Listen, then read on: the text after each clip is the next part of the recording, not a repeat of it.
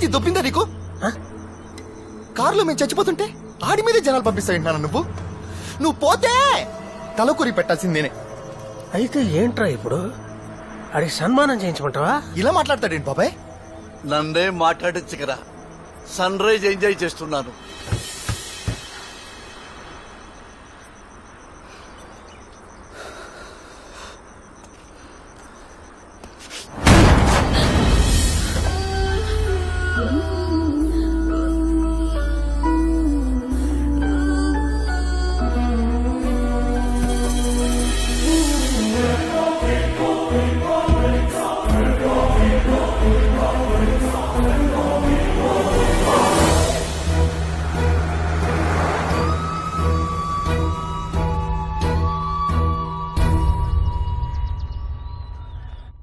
ఏంటి హాల్లో పడుకున్నారు?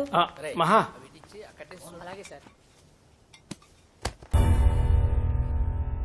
బానుని పంపిస్తే నేను వెళ్తాను మావయ్య. నిశ్చితార్థం జరిగే వరకు అమ్మాయి ఇక్కడుంటేనే మంచిదండి. మధ్యాహ్నం పంపిస్తాను, వాణ్ణి వెళ్ళమని చెప్పండి. ఏయ్ నువ్వురా. మన ఇంట్లో లైట్లు బాగా కనిపించాలంటే పక్కింట్లో దీపాలు ఆర్పేయకూడదు మావయ్య. పంపిస్తారా? తీసుకెళ్ళనా? నువ్వు ఆగరా, నేను బాలను తీసుకొస్తాను. ఉండు. బాను రామా రా, తీసుకెళ్ళరా. పద బాను. ఏంట్రా?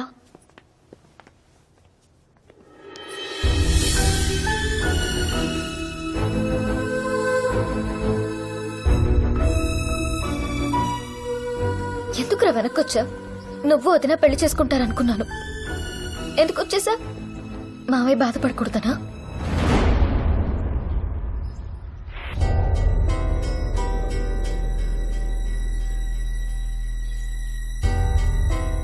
మావయ్య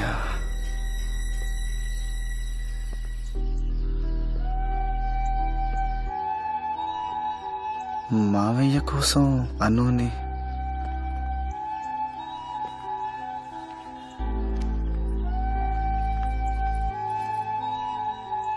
ఏంట్రా? మన చిన్నప్పుడు క్యారమ్స్ ఆడుతుంటే అమ్మ చెప్పిందే, అవతల వాళ్ళు నెగ్గడం కోసం మనతో ఉన్న వాళ్ళని నేర్పించకూడదని. కానీ నేనేం చేశాను? అత్తయ్య ముందు మావయ్య మాట పడతాడని అను నేర్పించాను. ఆ రోజు నాన్న చేసిన తప్పే ఈరోజు నేను చేస్తున్నాను. అత్తయ్య గెలవాలని ఆస్తి ఇచ్చేశాడు ఆయన, మావయ్య గెలవాలని అనునిచ్చేస్తాను నేను.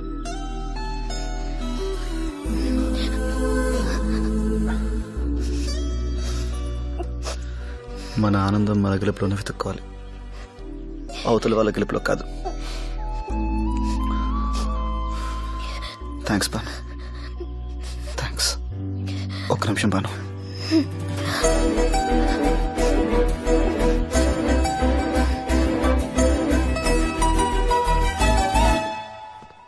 ఇంకొక హాఫ్ అన్ అవర్ లో డెకరేషన్స్ అన్ని అయిపోవాలి, సరేనా? Okay madam. Anu,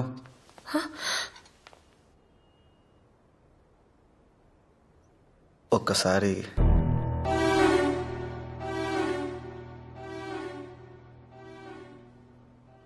please.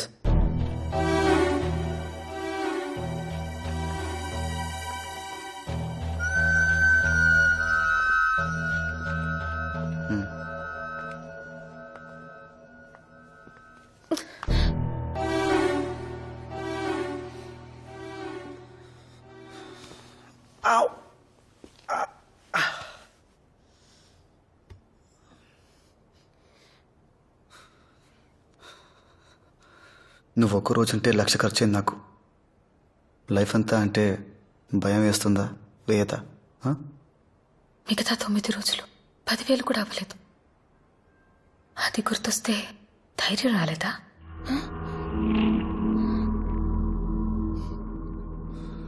నువ్వు అడిగినవన్నీ నేను ఇవ్వలేకపోవచ్చు. ఇవ్వద్దు.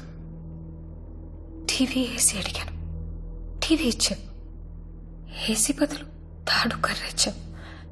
నేను ఆర్గ్యూ చేశానా?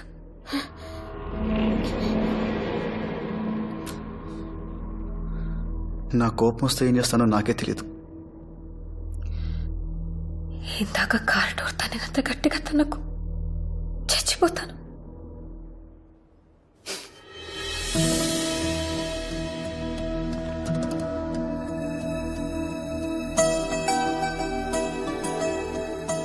ఆ రోజు స్టేషన్లో ఇచ్చినట్టు షేక్ హ్యాండ్ ఇచ్చి వదిలేయావు కదా.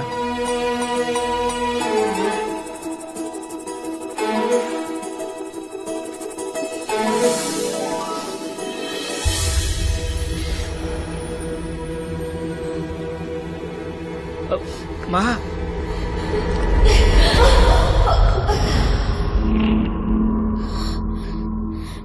ఏం చేసావురా దీన్ని?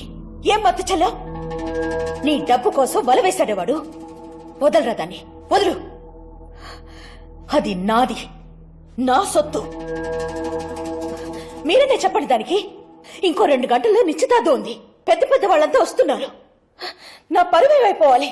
నీది మాత్రమే పరువు అత్తయ్య, మా నాన్నది కాదా? నీ సొత్తే విలువైందా? ఆయన ఆస్తి పనికిరాదా?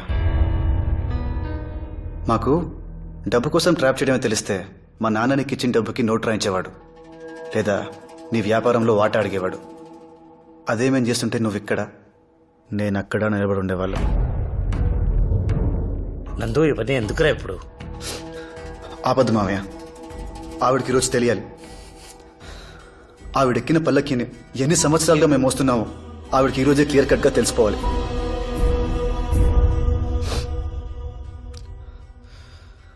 అతయ్య, నీకు 4 మాటలు చెప్తాను, బాగా గుర్తుపెట్టుకో. మా నాన్న సమాధిపై కట్టిన కోట నీ ఇల్లు, అతని ప్రాణాలతో వాటిని ఆట నీ పెట్టుబడి, అతని ప్రేమ నీకు పిచ్చి, అతని బంధం నీకు వ్యాపారం, అతని పరువు నీకు వెంట్రుక.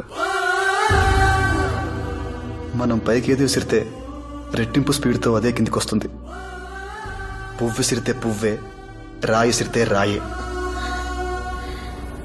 నువ్వు మా నాన్నని పైకి విసిరావు, వెనక్కి నేను వచ్చాను రెట్టింపు స్పీడ్తో.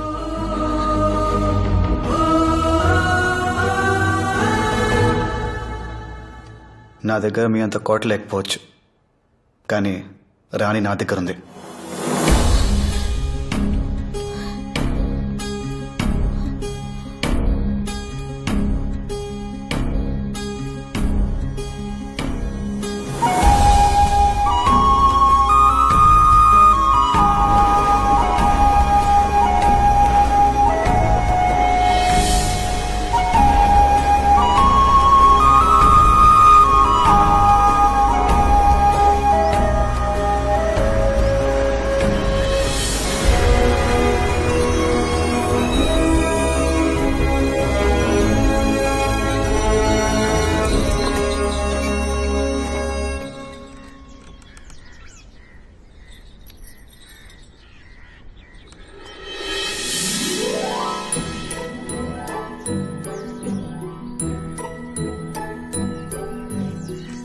మమ్మీ,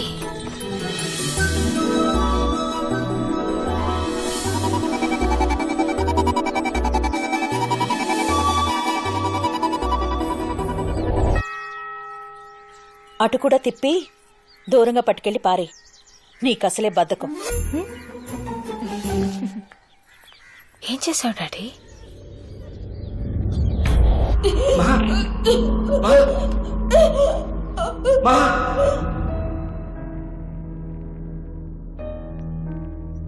వాడెన్ని మాటలన్నాడో చూసారా? అంత విషయం మనసులో పెట్టుకుని దాన్ని బాగా ఎలా చూసుకుంటాడండి. నాకు భయంగా ఉంది. మా అన్నయ్య అంటే నాకు మాత్రం ప్రేమ లేదా? నేను తప్పు చేశాను. వాళ్ళు మాత్రం నేను తీసుకెళ్లిన డబ్బులే నాకు ముష్టి పారేసినట్టు పారేశారు. కనీసం లోపలికి రమ్మని కూడా అనలేదు మా వదిన. నాకు మాత్రం పౌరుషం ఉండదా? నేను ఆయన చెల్లెలే కదా. మహా, నువ్వు ఇచ్చినప్పుడు వాళ్ళు తీసుకోలేదు, సరే వాళ్ళు అడిగినప్పుడు ఇచ్చి చూడు. మీ అన్నయ్య ప్రాణానికి బదులు డబ్బులు ఇస్తే వద్దన్నారు. నీకు ప్రాణమైన అనసూయనిచ్చి చూడు, వద్దంటారా? అనగలరా?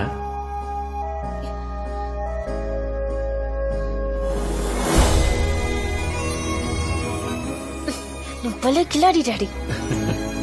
Love you.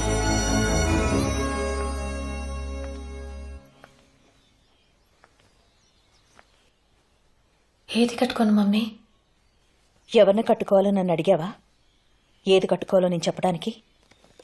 నీకిష్టం లేనివన్నీ మ్యూజిక్, డాన్స్ అన్నీ ఎవరో వచ్చి చెప్పడమే. చివరికి నీకిష్టమైన మనిషి గురించి కూడా నువ్వు చెప్పలేదు. మీరిద్దరూ నన్ను దూరంగా మూడో మనిషిలా నుంచోబెట్టి మాట్లాడారు చూడు, అది నాకు బాధేసింది. కానీ నీ అంత తేలిగ్గా మేం వదల్లేం కదా. ఒక్కగానొక్క కూతురివి. నా ప్రేమ నీకెప్పుడు అర్థమవుతుంది?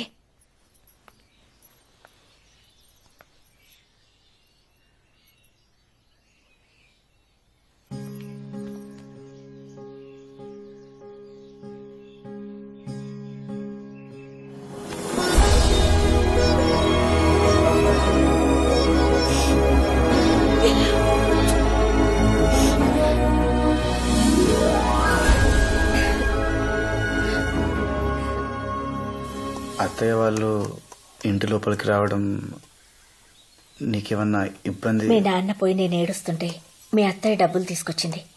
దానికి బదులు నా కన్నీళ్లు తుడవడానికి తన చీర కొంగిచ్చుంటే ఆ రోజే నేను తన లోపలికి తీసుకొచ్చేదాన్ని. అనుని తీసుకొచ్చి తప్పు చేశాను అమ్మా. ధైర్యం చేశావు. అమ్మా అసలు అది చాలా మంచి పిల్ల. నువ్వెక్కువగా ఆలోచించి దాన్ని ఏడిపించుకో.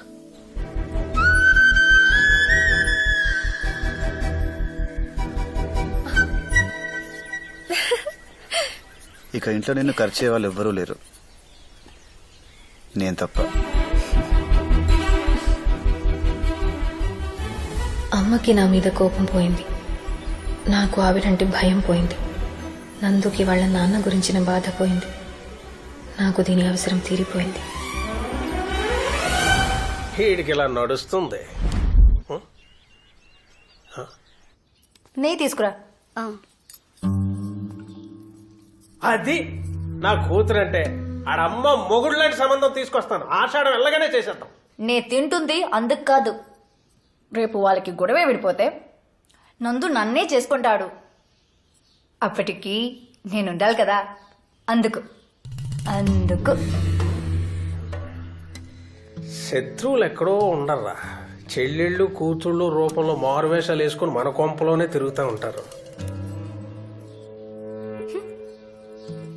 నా బతుకు రోడ్డు వైడనింగ్ లో సగం కొట్టేసిన బిల్డింగ్ లాగా అయిపోయింది. ఉండడానికి పనికిరాదు, వదలడానికి మనసు రాదు. చిచి. రే పాండు, ఓ బాటిల్ జిన్ అట్రారా, తోటకెళ్ళి తాగి పడిపోతాం, మనశాంతికన్నా ఉంటుంది.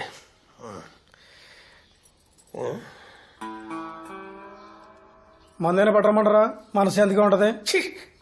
ఈ రెండో ఈడికి వినపడదు. దరిద్రం అని.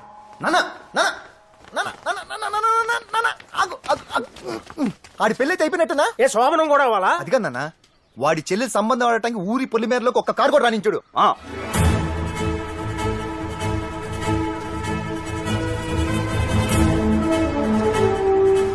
ఏం నోర్రు అనేది? ఒక్క కారు రాదన్నా ఊరేగింపే వస్తుంది. ఏ కారు వచ్చినా బాను కోసం ఏంటి? ఆ?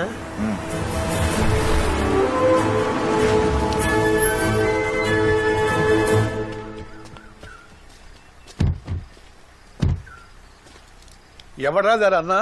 ఆనంద్ విహారీ. అంత అక్కర్లేదు, సగం చాలు. ఆనంద్ అంట. వాడి ఇల్లు ఎక్కడా? ఊళ్ళో పందిళ్ళు వేసి ఉప్మా ఎడుతున్నారు. వెళ్ళండి, తేలిగ్గానే కనపడుతుంది.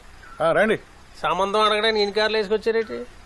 ఉత్తచలు వెళ్తే బాగుండదని కొంచెం బంగారం, కొన్ని డైమండ్లు తీసుకెళ్తున్నాం. అంటే ముందు రాడ్లు, వెనక గాడ్లు. అయినా మా డబ్బున్న కష్టాలు మీకు ఏం తెలుసండి?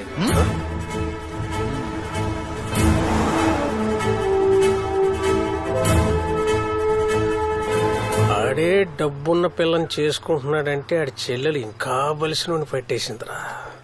ఇప్పుడు అర్థమైందా? ఏంటన్నా? ఆడి లవ్ ప్రాక్టీస్కి వెళ్ళి, ఫైటింగ్ ప్రాక్టీస్కి నువ్వు, వాళ్ళిద్దరూ లేచిపోయే ప్రాక్టీస్కి నేను. మన ఫ్యామిలీ ఫోటో నాడు పూజ గదిలో ఎట్టుకోవాలరా. ఏమాత్రం విశ్వాసం ఉన్నా. ఇప్పుడు ఏం చేద్దాం మనం? పిసుక్కోవడమే.